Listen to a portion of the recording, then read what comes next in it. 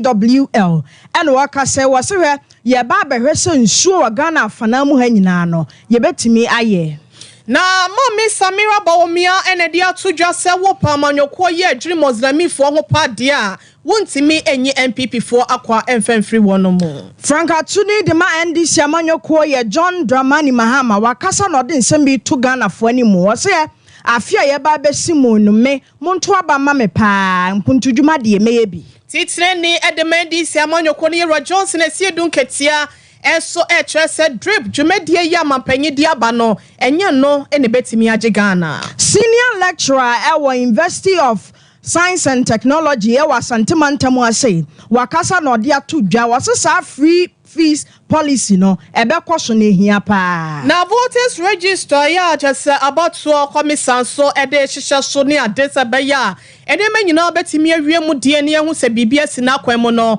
NDC for efre assembly ewo ho a ne nyina emu nsam na busia obete ewo nsam yi mu na sanso na driver for bia wono mu twi shan free kunsu de kwa boatin krom no wono makasa se kwan ya wo ho no enye kra ban mehwe wono ensam ni afoforo bi de edika na editie no ena wie ye de somo seprem to breakfast ya wadaroma eya no aka ye ho ewo Facebook no so eya Sompa TV Ghana na Sompa 93.1 YouTube no eya Sompa TV ko online so eya www.sompaonline.com sending nyina da yabo ne bedema kwasane bi na kenka bi tie bi efafa ho ansa na aboata tia betwe so ne number ba so ewiase dia so na beti hu bedwam ne ho 90 yan fast da rampima siedu enfama miso free drink any 5G meza no dia kama pom dia hyemoma ama wonom a bibia betimi akoso ama ahoden aye ochefa no wonom so yasne sanso not 21st clinic the sciatica expert was so yade sciatica no na kira kwan ayaresa ne ho na ewo 15 branches wa biebie ewo manma fana nyina yade bia so no yade a wonom esa Europe no wonom de ahyehyɛ so na wapiemo ewo South Africa nte no ye behwe ne ama emma obetimi de afre wonom 3A Herbal Center the 3 cold capsules cocoa master no enso ye chi ene awie wasi koko ayam team na afe so no yade bia ha wo no ya na wanya bi na etimi aboa na koko ene ayam tisi ade no so na pam no de ama Liberty Conference o mahene yoduboache August edition no baso nyankopon ya adoma damemenda 31st of August yentina no pa no nsia brem eya kan ye ho ewo Jubilee Park na ye nyina ye momo enso fre kropon twedi ampoba se ye adom na wonye so ewo ya hohia breyimo OCP Ghana Limited that one fertilizer papa no so e de so ye chia Osien kan cho said ye wudobia no no baye no nya bi petepete so a ebe so abribra e de amount cloud internet was sebra love FM dane hwe ne mu wa e wo top high tech wo na wontime emo asebe ya wo internet won nsem no ebetime agira ne naso wo pe kwantu atu e wo abla wo hu nso nkra e ma connection mefo anyi usika ne dia Express Group Sebra na wontime emo a ebusia yenhwe na ensem ne mu nkyeremu ne yemfa ma onuano benu e na yagepene age adwansem yade ano ebetutu ne srani abasa ede ama wo midi de ohene ire maame akua yeboa asiama bronya menimenu aba maame akua nya asemhwe ebusia afei sei e na ensem no esi etie yekasa ya sawode wani kyeremu e won krampomponi mantemu a adehye pina no e na wo twadwo wonsa wonti wansam a wosie nyina ne senso ho nsam na kwatwe e de ama wonom enam sai also Ghana Water Company Limited e de aba betu dwase wo hwe wonom so dro baby a eno esime eboa agi nsuo ne bi kompotam ho na eno ena chese eho no etimi apaye nam so nte no ensuo no etimi enfem nkoho na so ne nyina mu no so afo ya wono ehwe aho ne die ho nsam so ena afi nsuo ho nsam so Mami O'Reilly Lydia Alasa chese wi asempanyi si de jawane ya dia so wo eno to anu akwa nsuo ho nsam e wo mem hasenum ne de na wontena sem adehye nso ho hiahia wonom e wo nsuo ho ntene wa Ghana Water Company Limited for se ne wo ma wonom ne adonhwere be se aduonu naipe one day pe wo mu hwe na wonom etimi fanya ho adwuma nanso ne nyina mu no ansa na dakro ne beba kora no ene water tank si bi na won hwe se obetimi abubu nsuo ede agumo na ode akoma adehye wo se be ya nsuo so ho nsem no ebetimi akoye ede ama wonom. The situation as we have at hand is completely unacceptable. Completely unacceptable. We must respect our consumers. At least give them information when there are incidents such as this. They must be the first to know this is a situation we are going through, and these are the measures that we are putting in place to ensure that the situation or we resolve the issues. At least if we give them time, we give them days, then they're also prepared. We don't just leave them without informing them. If we do that, then we are disrespecting them.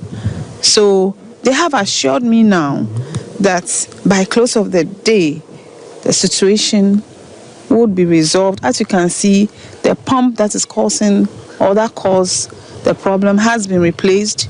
So by close of day, they will finish, and then tomorrow morning, this evening through to tomorrow morning, water that is life that we need will start flowing from the pipes of the affected areas. So I have just directed Ghana Water to provide water to all the communities that have been affected. So this afternoon, by close of day, all the communities, Ghana Water is providing tankers to give them water. National security will support in that regard. I have also called on NADMO to come on board to ensure that we get water. Ebusia ora ire Lydia alasa ene ekotie nene no wono ye soafo a wo hwe ahonidie ho nsem ene ye nsu ho nsem no che se Ghana Waterfo no sempo no se de wonom esikyere se pipe kese ye no efa dodowa ye timidi ensuo ekoma emiamia hodo ye no wankrapopo ni mantem no se ho atechema krampo na nidie no obuo kwan so no ewo se wonom a no omudi dwuma consumers no wotimi bo mama ne se sei na asem no esitie na yeguso a ye nsiesie ente no munya abotrema na nyina mo no so no mapekwan bia mbefa so na mama wonom ensuo ye nkwante no ene ye wahye wonom eda baako wonhwe na wontimi enfanye nsiesie Ghana Waterfo so agepene ya wo kyerese bibia so ebetimi atona akwamu yeto ansam no so de amamo abushan yeto ansam no so ayeda so Ghana Water ansem a na no na Chief Manager of Public Relations and Communication at the Ghana Water Ora Stanley Mate ene ye ne twetwe nkomo no wo kyerese se na ni so ade hu na da na koma so pa ne se Ghana ha ensu a odeda da pipelines ahodo mu no ensu betimi afama kwa mia bebre na afei Ghana for ye hotima toye won ensu semmo eno no woto ne kasa ye so no se wo hwa afi 2020 atwam ya Ghana Water ye bomodin atwa so de mu ma afei pipelines ahodo odeda da mia wo Ghana ha sei no ohamu nchichemu be se aduo wotwe ena fe yenya pipelines wo hanoma wo mutimi supply nsuo edema ye nyina eno no wakasa no se ye beka bom na fe ye ne Public Relations Officer na fe watimi aka bom na ye nso nsuo awodo a wo ha nyina no yetimi ahwe na pipelines a ebetimi supply nsuo ede ama ye no etimi akoso onsem sei ena odi tudwa repairs of the pipelines and all the challenges on the pipeline. So by 6 p.m. Yesterday in the evening, we have started production and pumping into the Dodoa booster station and also into the northeastern part of the metropolis. So as I speak, the problem is resolved. I'm proud to the minister's visit. We had also started pumping water from our Tema booster station into the Ponglo booster station, bypassing the Dodoa booster station, so we can send water into the Ridge area, Airport Residential area, Kanda, Osu, La, and all the surrounding communities. So the Dodoa booster station coming on board yesterday, Medina, Adenta, Oyarifa, Hachu, and all surrounding communities around that enclave have also started getting water.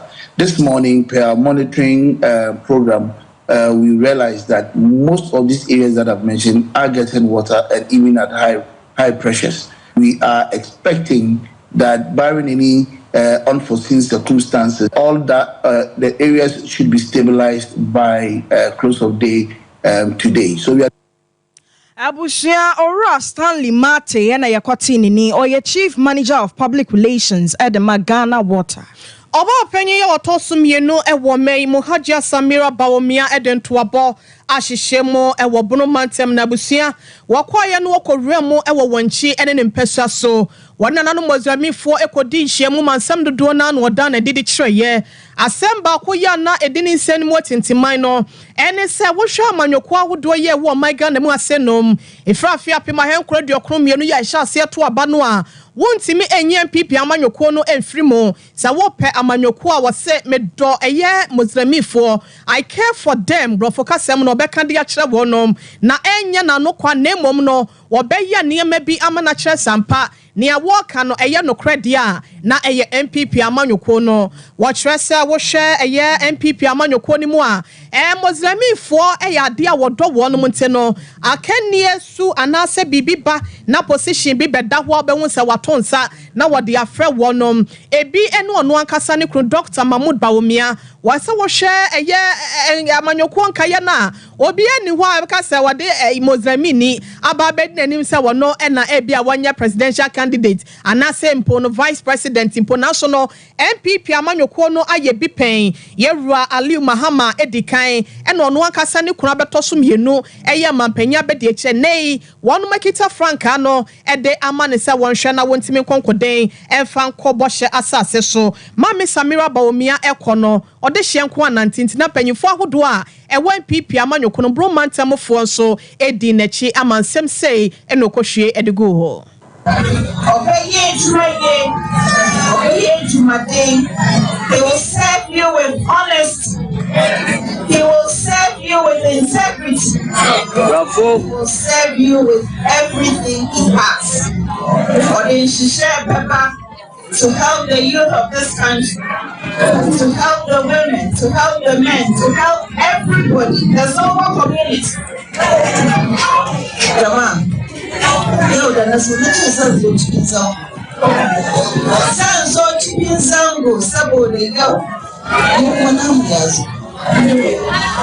when I have been so right, Pulo, I'm not sure what I make up for a wonderful so super so more. See, I'm beside home, teacher, so go for. I had to tears on. I Susan on Zongo. Chairman Tires over there, and this is when it was on. Says, oh, you're better saying, she must say, MPP and Pepper was. MPP area cremo for party. Sana NDC Jaya campaign sa besine. Sa Ebisaya Jose. Ebenya Cremoli vice president and I'm vice NDC.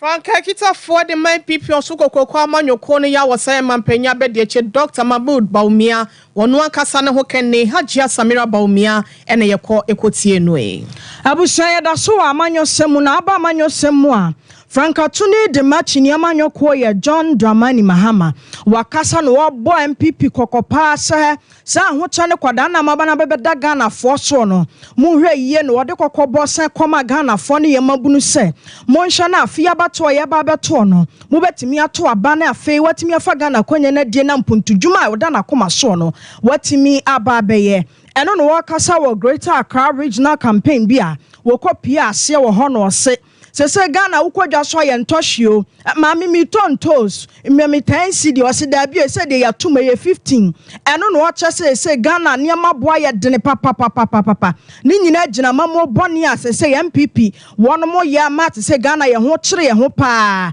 ya ye pa ye ntuma mo a ye hu ya sere mu eno no wakasa no oche se ye sidi kura ye die no eso eni mfaso bi eso anwoden no akofam nti obesere se Ghana ni ye mabu na e wo ha nyina no afia bato ye ba beto no yanto aba emfamma no. And since 1992, all of us will be required to make a choice.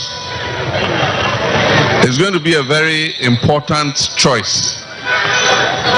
It is the choice to go forward or the choice to continue going backwards. Do we want to go forward or want to go back? We want to go forward. The last 8 years, this administration has sent our nation 10 years back. We cannot pay our debts. We cannot buy simple commodities that we even produce ourselves because they are too expensive. We are begging the world to forgive us our debts.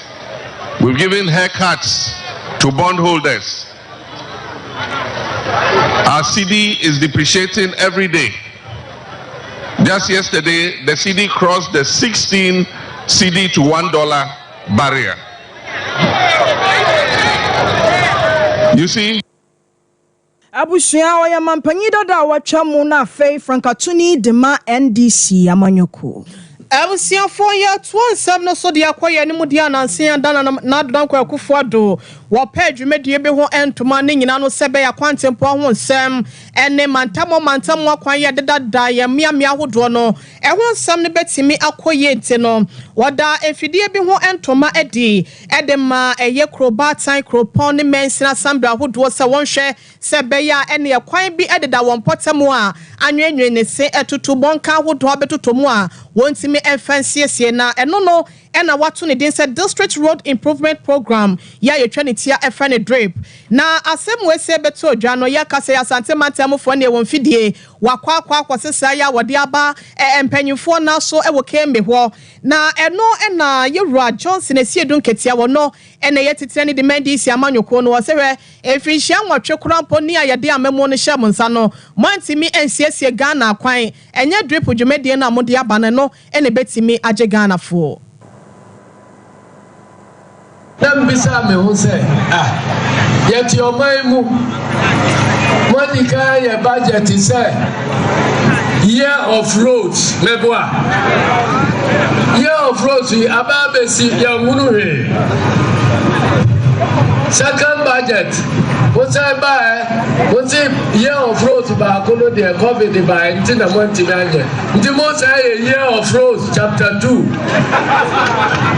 and also by parliament omo pass year of roads be see ya munuhe and then akabo so me nine na moko afemo ko tonto efidie ade abase afe ni be yakwan na mo ma mi samu sensoto trada na ampra nyama na etinde ye koko pa eno na baba ampra nyama agremu ya yumu o se akabe nyumba ko wujira kroti ase akawo nyumba eno ti ande mo be nyina pinti babia munyina ya niamba ewe manifesto mu no ya ka ya fazo go ho ya fa gramosom ho ni nyina jidie na sese munyama ese ya ka bi pe ya ye enti we ya kan ya be obi abeka obi badada mu so create zongo ministry no create akosi sai Usiantitire ni demand isi amanyoko ni Yewura Johnson esiedun kesia ne nsem wese nyina woda na di wabra wode na ni kiremu ewo apamenya krobo enrada na asesewa enadwumedie bi ese wo mo so mo pamfidie ne hontoma na Yewura Mahmood Bawumia ne posters ele parliamentary candidate no wo ho ne posters na mo detail ho na NDC achitafo ho se de be he ne hasenom ene one MPP fo nde bo ne nipa miensa ene wonom anwunemom epra ena wonom eprepra ya Yewura Johnson esiedun ketia wonam so awode ensem we say no etuja abusia ya to akasia no so ede amount Dr. Christopher Yawapia senior lecturer Santimantem Hadema Kwame Nkrumah University eno na nansen ensem bia beto odwa free John Dramani Mahama na no awon manifesto lunch ahodo ye omiamia no ochese first level students wo universities ahodo wa Ghana mantam ha sei no obehwe na omu tuition fees anaso omu fees a won mu tua ansa na wawura school ni mu no obefa ato no ho so se na ne nhyehyɛeɛ bi a ɛwɔ amanyɔkuo ni ma ɛda nakoma so paa ɛne na nam so ne ɛne lecture yi kasa no wɔkyerɛ nsɛmtwerɛfoɔ sɛ saa nhyehyɛeɛ a da pono so a NDC wɔn pɛ so wɔn yɛ no ɛbɛboa papapapapa ɛnkanka awofo a wɔn ma ɛwɔ saa universities ahodoɔ yi ɔsɛ wo hwɛ a nipa bebree na wɔn wie SHS ayɛ no wɔ gugu fie san sɛ school fees ne boa den paa ɛnya asɛm ketewa ɛne nti sɛ da saa John Dramani Mahama nakoma so sɛ ɔbɛba aban mu na afei watima bɛfa saa level 100 students wɔn fees a wɔn mu tua sɛ tuition no ɛwura mu di a ɛyɛ adeɛ ɛyɛ asɛm papa ɛne nti ɔbɛhyɛ Ghana mabunu sɛ yɛnhwɛ ne yɛnto abanframa no na ɔba aban mu a ɛtumi ama brɛ ne kwadaa na ɛda awofoɔ binom so no ɛso ate faculty biara deɛ ebom na o strike deɛ nti yɛ na average ne sɛ obi deɛ wɔ fam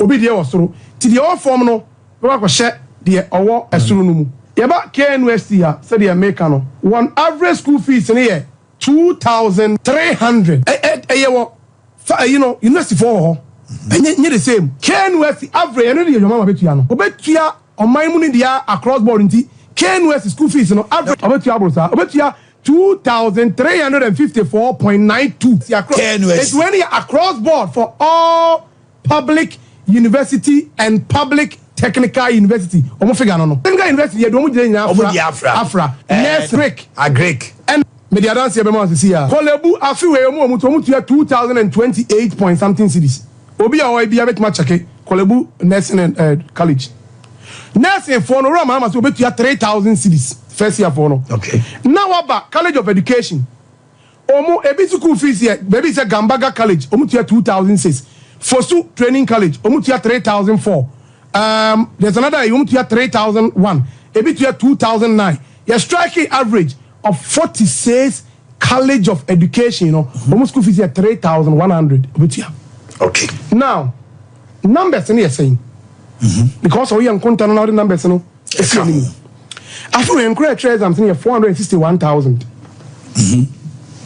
after say encourage exams no munya A to C6 no omo ewo call no no omo ye 69.97 so calculate sa number no a na say encourage me pass after say with A1 to C6 no na after say number no ye be in my figure no number no ye be 312,860. In fact, nipa trades am na first pa na ye 448,674.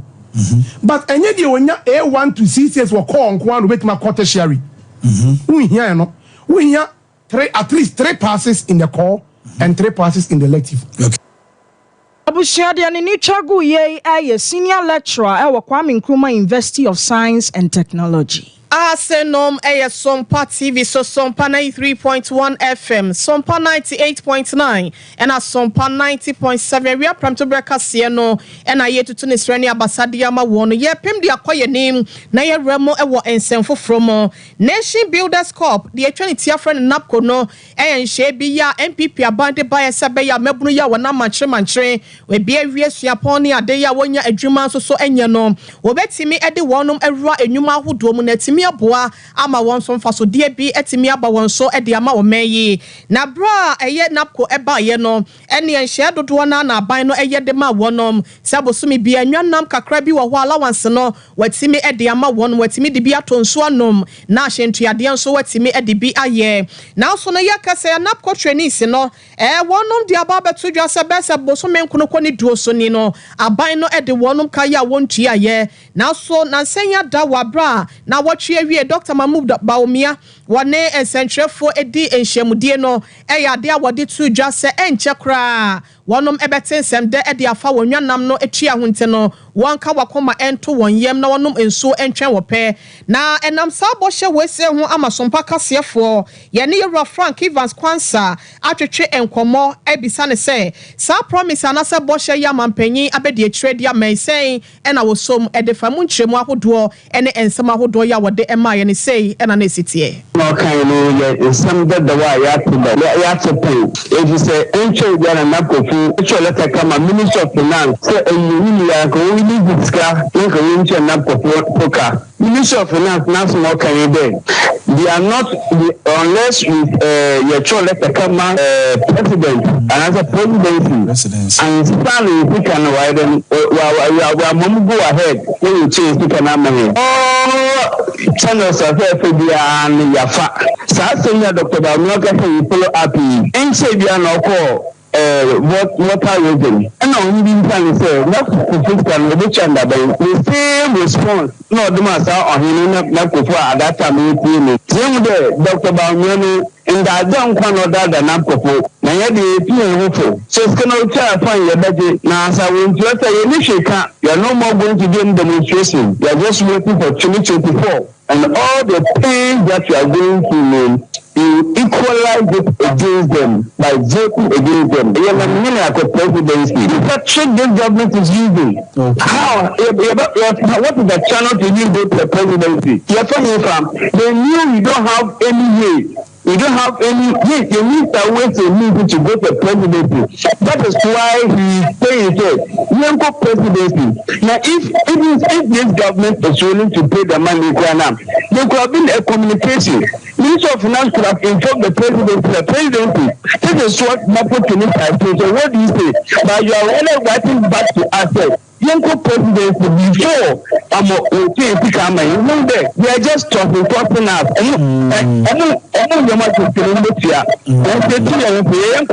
We are not kids in this country.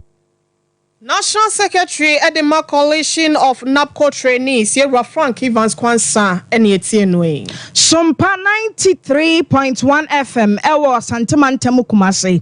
Sompa 98.9 FM, Ewo Sunyane. Sompa 90.7, Ewo Nkranza, Nina Mono. Oko YouTuber, Eya Sompa TV. Facebook Live on Suya, Hot and Dendi, Awokwa. Wo comment no one sembi abeti media ja fakasi hono. Na wo de atuana miripamono. Yet me abesowa no edi ama yeda so wa amanyo semu na amanyo semu no Albert Ameyao franka parliamentary candidate at the Mawenchi constituency na wane owura bi aye fra no boafo kwadwo frempon aye nkitawudie bi aka wonom ho abom ewo amanyokuo mu na wo lunch bi a wonom fra no Friends of Baumia lunch no koso wo wanchi ewo bono mantamu na wonom kohia wo ho a ya owura ni dinde boafo kwadwo frempon ya na nka wo pre mashabeja fia konya de Mawenchi constituency afia atwa mu no na wonom kohia wo ho no se afedi anya adwo yanka ye ho momu na akonya ye pre wa ndisi amanyokom no ye betimi aka ye ho abom na afi yetimi aba akonya so na nsam ne ye niswadi hu na da yakoma so no yetimi aba beye ede amagana man osisa abre nya brav ye ba betwetwe asekan anase ye beye menteme ho ase na afi yente ye ho ase wo amanyokoi mu enti yanka ye ho mom odwumadie na se no ensem bi sei na wonom de tuja national coordinator for Bono region. Said the community are waiting. Said, yeah, carry Jimmy Nabu. And they are saying, show. I said, the woman is here, but Timmy, they said, we know Albert to go for our political community. And then, on my yes, with my name said, we know they can't mobile. Or China, mammy. The next first lady of this republic, I just hear about that. Or 29 Abba Tikuma, my honor, Babu FOB, I knew what's that? Babu, so you miss a come, Wafa. I see a mamma over. Abusiana no see and answer why. And what you na honorable Kwadwo Frempong, one also add an insem to dry etchering Semusei. Politics. And they get Tiana. The Bejan Assembly. 2020. There was a fantastic book. On the entry from the way they go from home. I find that a boy experience. And one the legislation of 24. I just want to play 2017. Ebusia ye call and send for from na ye call ahoma Sonia the Dr. Rashid Tanko. Wano NDC Deputy Director of Elections. Eba IT won some swani nyina no edana bem ewa manyoko ni mo.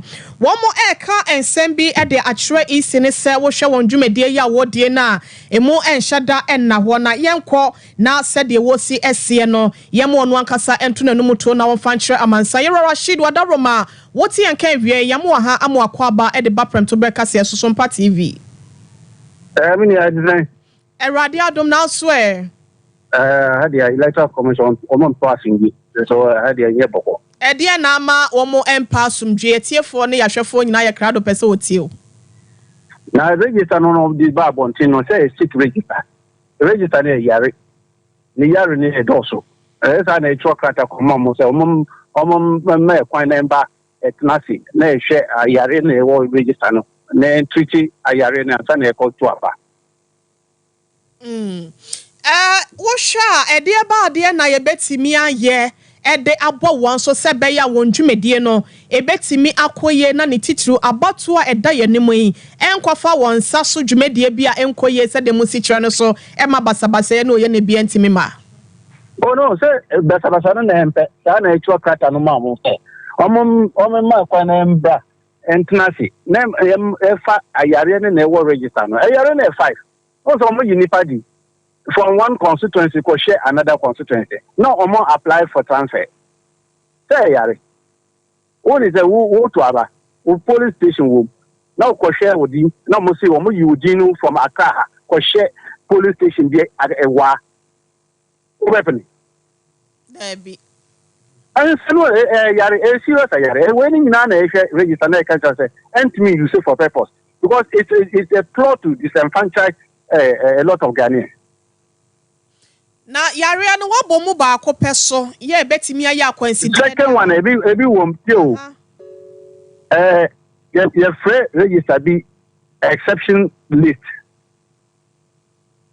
register be na nipa no mu wu na nipa no mu ye challenges against during registration time no na challenges no were upheld omo be yi omudin ko share register be your friend exception list sa register no so di appear on register na won't mean to aba o dey ati now your share register no nipa bebre no mo qualify say no mo ko to aba no mo famodin ko share exception list no say ayare aka de aka no ye pese ye tie yade ni nyina ye wi a wo mo so akobo mo third ayare na ewu say nipa no mo challenges against and the challenges were successful. This is omudin free register no ko share exception list. But say those people omudin still were main register no. I mean they have not removed them. A serious one. Fourth one where? Oh say ube transfer. You cannot transfer at least more than 1,000 people who share one police station. And to me, yes, sir. Who transfer, the people must even know that, look, I have applied for this transfer. Someone apply for transfer. Now we could hear about 3,000 NIPA from one constituency could share another constituency. A serious area. It will distort the political register of that area. So where they are happening. Enti ese mo pese omo ye den na makoma atimi atom yem. Ese no na etwa kata mamumu. Ye ntnafi. Where their head is na me ma no. Details ni dia ye kita no. Ye mfa details na ba bondle. Okay. Ye wo details bia police station bia no mo ye we ni ye kita ni nyina. Ye tnafi a ye be fa mamu. Na say we ye data. Wo na wo ye we, wo na wo ye we, wo na wo ye we. Correct no. Manum correct. Nye say ye pe new register. And this is not asking for any new register. Register no there. But nipa no mo disable data no. Na say, hey, omo yen sa, yen pen sa, omo disable yen yen ye. Why ye hwehwe mu ahu say ghost names bi nso wo a ehihye mu ana? 50,000. 50,000 dead people. Ehyo. Dead people. Who say omo we ni omo ye dead nipa or they are dead. remove them. You don't want to remove them. What are they doing in the register? Mate, Yara Rashid, my Fawusia, a journey a bequa, a sinasiana, yes, Yakobisa, one more dear will be saying, I shall quite mundum besha sebaya sum genso, a betty him. Why? Mate. Ebusia ni aneka say Dr. Rashid Tanko wano a deputy NDC director of elections and IT. Ye kwa na ya kwa no miso free drink any 5G mezano anono de papa ya yanka se enu aba ya chinchi munso e de ayent na hoode no ebuso ewo mu sanso so na apomden so ebuso chapeau ewo mu nti bo the authentic shop bi ano nsabeka bi frame baby a won yentime emre wo bi 0246 270221 Sciatica expert at 21st clinic usisi ya chintini ye fa to ase na atiasi usire mu afo nantu na atiasi unentire wono wodi ano etwetwe etutu anase se ne de ye wo nantia to de bia na aka wo wanyina ho kakra wontimi nto anantia no so sciatica yade no expert ya ye to ase na at 21st clinic ye de Europe to no hye so ene yakwa wie mo ewo eye South Africa Johannesburg Zimbabwe na Switzerland for ebenya ye so so nti baby a wo bia no ebusia fa bay let me book your appointment na yentimi mehwe 0244 915 116 0244 915 116 Ghana haba no 0540 311 311 3 Eba Center so sisi ya we ya koko hawo anasa ayem team no so eka wo ewa we yem nam so amati yade krankra ba besia wo so dia na edro ba kope na ye kanfo dia ma wo 3A core capsules coco master wadaroma bomodefo ne chemo kolona ke ba misie badane heba ene apedan na ko GB ewo doso pomo na frabe na enchechemu asiase no empanyefo etime e de amane ewo aboboa no 0546 107 107 a Liberty Conference August edition no ebaso o mahine yaw eduboache edinya memenim na wode yakwako e de rampai bom sebe betimi edi atamfo so nkonim na hit bia na so wahyu biara ya ebo ewo ya brabo mafa na nyina no ya treni nyina de agu krata so ya de kenda ka ho ya ba ya be sompa ya de agu so ya wi ebe so ja no de ahye no na ma hoton so ayeyen de 31st of August memenda ya no panonsia e na dwumede no baso ewo Jubilee Park Kumasi ha. Come and be blessed. All glory. Hallelujah. Eradin Shaw will say, one so what but what pe internet. Ya da so wo meba contem. Ama won so kaka krebi. And na bebo wa ho de na cloud internet. Wa ho ba won sem nyina so sefa beda wonum CCTV camera installation no. Wo ye bi ewo ho top high. One Love FM dino and na edi enhwe ni mu 0202 699 110. Na wo pe baby edwa kwanto ho sem akwa dan wonum ewa bra wonum nya ofrakadam dia na ye express group wato ne ho ahyeta wo mema fa na nyina Kumasi asen masafo labor roundabout na owo mesro peso kodi dwasaba anasa okosua de wo kwa kodi dwumedie bia ye express group 0249000448 OCP Ghana Limited the OCP fertilizers no e de aba wo ye OCP NPK 50 no e wo ho na OCP NPK 10-20-10 and also what the abamu amoya patramu dua bro moni atoko na ayuo na wase wo de nie wo ba na watimi a church mo de safata wo nu aba no na watimi e de amount 0555 909434 ebusia yenyina asenom na yenton kratam na ye bansam no dodo na e na akechra ye de besomoso 21st clinic aye sciatica expert sciatica no o nerves na wo to ase na fa wo siremu na fa wo nasia besi ase ho no se ho techema eno ene ye fa ne sciatica na etimi bubu o to ase ka wo se dwe wo sirem wo je ho ba bia enye na no na 21st clinic ba ye adwuma pa wo mu ye ntia baso bo ma gine wo Ghana ha ene amono ne enyasem ketewa Womuji international awards ahodo womuji local awards ahodo na anu nso na womu be the only sciatica research and treatment center in Africa bibrim hano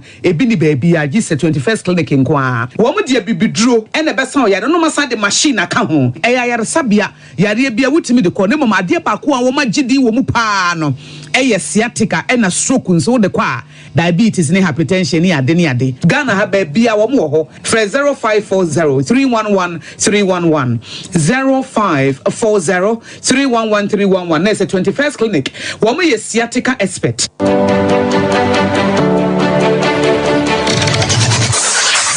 Introducing Mixer 5G Sparkling Drink, a whole new refreshment in a can. Mixer 5G is a tasty non-alcoholic drink. It is a perfect companion for all your events, including parties, weddings, and funerals. It is made with green tea, ginseng, guarana, grapes, and grapefruit.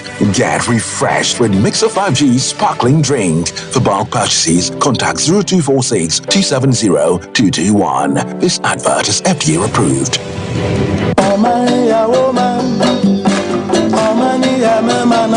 Nananuma kuafoi afuye na saduru hobiemu enti wo dwedwe fertilizer afiwei ubeyusu ana esanse afra se fertilizer wotoye amwa wo no na ma wadwuma no anyina eto ape onobaye no antumi anyini na nsodoso ema woboka ene atumda fertilizer papa abadwa so de eno ane OCP fertilizer egumu ahodo akuafo a modo enobaye ebitise atoko ajuo emo ene atosode ahodo no omo enkoje OCP MPK 15 ana OCP MPK 10 akuafo a omoso edo legumes ebiti say soya beans, peanuts and beans omoso enkoje OCP fertilizer a eye TSP OCP fertilizer ebusu wo baabia yeton yayon yoma e wo man Ghana mu ha enoti atufo enfre 0555 909 437 ana 0555 909 433 OCP fertilizer papa OCP yekina ho ma Ghana ene Africa biayo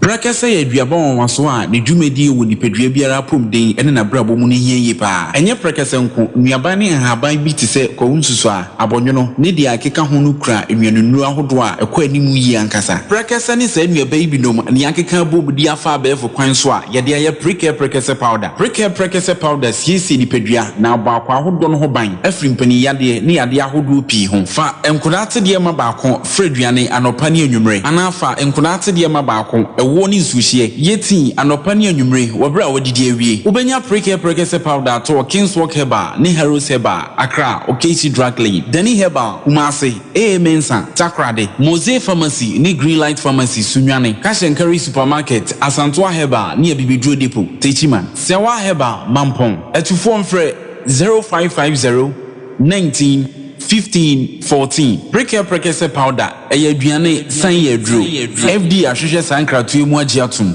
sewa me hu acho me na no me bisa ekra so kwa brochu Kwaku afeina mebeko menkrata krani eni me ma connection man for den kofo sika aduane ne wanya otedidi musa no Express Group adarumenti akwentu ayefo opese otu kwan kosua dia Express Group do be call mind be to say Canada, US, Australia, UK and Germany say e to ana se visiting so a Express Group do be call Dubai, Canada, US, Australia and Germany mo am pese motu kwan koye adwuma nso obetimi do wako Dubai, Qatar and South Korea. If you also want to take international tests like SAT, IELTS, TOEFL, GRE, GMAT, they can help you pass easily. They can also help you secure a good job in the UK. You should mention Akwa Kumasi Asafo Labor roundabout Hwa Accra and so Omo Nation First Light Tema Omo Community 18 Lashebi Girl Filling Station. From Omo Ahumad for ISO 055 555 0067 and 0249 000448. Here in Ghana, when it comes to chicken, the good old days are back. Why? Because Boris Beef's Chicken, BBC, is here. Yep, give your family and loved ones Boris Beef's Chicken. Fresh, tasty, delicious. Boris Beef's Chicken is produced right here in Ghana by our cherished poultry farmers with support from the Ministry of Agric. Get whole frozen chicken, gizzard, chicken feet, chicken neck, and chicken liver for those special family meals, buffets, picnics, funerals, and all restaurants. Get Boris Beef's Chicken. It's halal, so everybody can enjoy wherever Wherever you are, call Boris B's Farms hotline 05-444-444-53. Ask for our branch that is closest to you and come get your chicken. Boris B's Chicken, BBC, proudly a Fiakoko.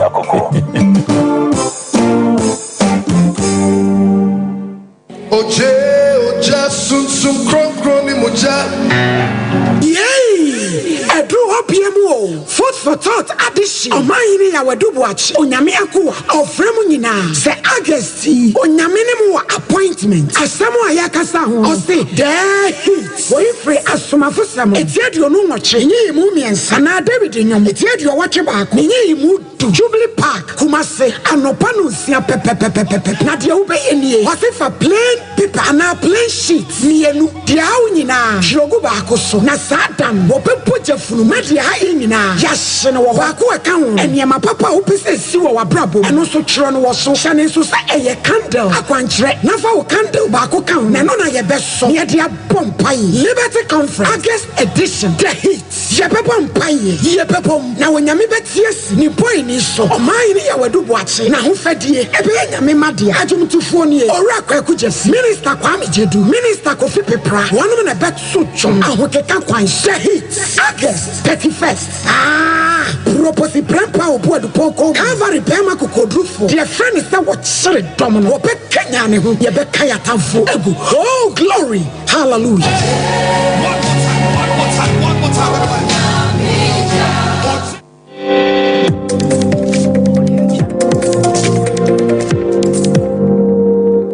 Sompa TV, Emma Aketiapa.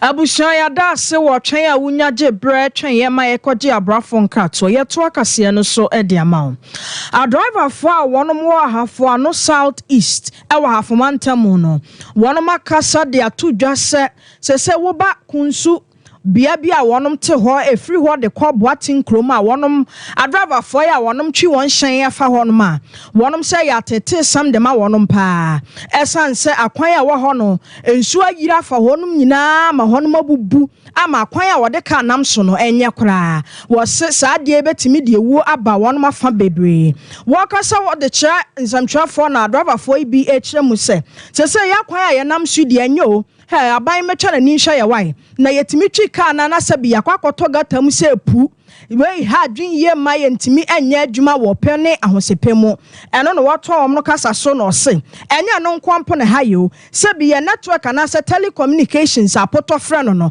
eno kura ha dwen ye wo ha pa sebi ya fafo na me se hello ama na tese wase kofi mente wonka o wujina homa no so kofi mi gina so mente wonka saade yi ha adwene ye wo kunsu de kwoboatin krom wo hono ma ha adwene ye pa a driver for a wonom ho ensem sei na wonom de tudwa Lekwe wani paya nam so from one paso there. Lekwe ni anya kura, especially in support there. You mean faka kura paso na ya papa sinya ya po. Eti yesre.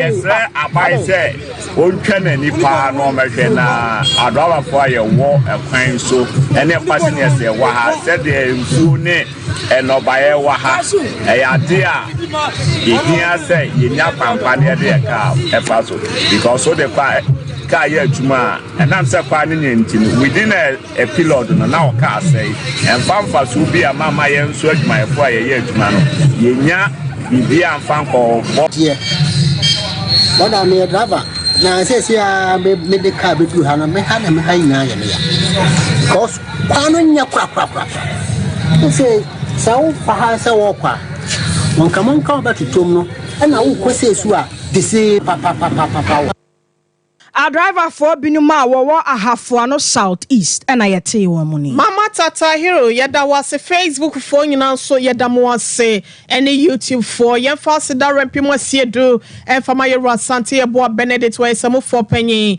kokwa Veronica Jan driver green mama ho fedua wono ene trafide na chichinchim ne from adema yen na yire akosia so mo aso dela Mrs Japan wono so ebo aye ya Grace Adepa Grace kase no ena bibia ɛkɔ ye ɛwɔ adom so bozi the caption mine yɛna na se bema safo kantanka ne dom no so yɛda wɔnom ase social media handles wɔn na hwɛ ye ɛma bibia so etimi ɛkɔ so Mr Dave ɛkɔ bɛgyesi ɛne prince ne dom so ɛhwɛ Sompa TVMC a hɔ ɛde ma yɛn ni screen ya wa Sompa 93.1 kaseɛ dɛmfo nyina yɛda mo ase Sompa 98.9 kwenya akɔ ne dom wɔ sunyane ɛna Sompa 90.7 so apam dada ne dom no ɛto de mane adehye ye wɔ achichi ne pinche ya wɔnom ɛwɔ hɔ medi de wɔ hene ire mame ekua yeboa asia mabronya awia minimi nuaba mame akua nyasem hye ɛne yɛde nsɛm no ɛbɛdan wɔ yɛ sɔre adwa so ama Sompa nkɔmɔdwumadie no ato aso ama mo.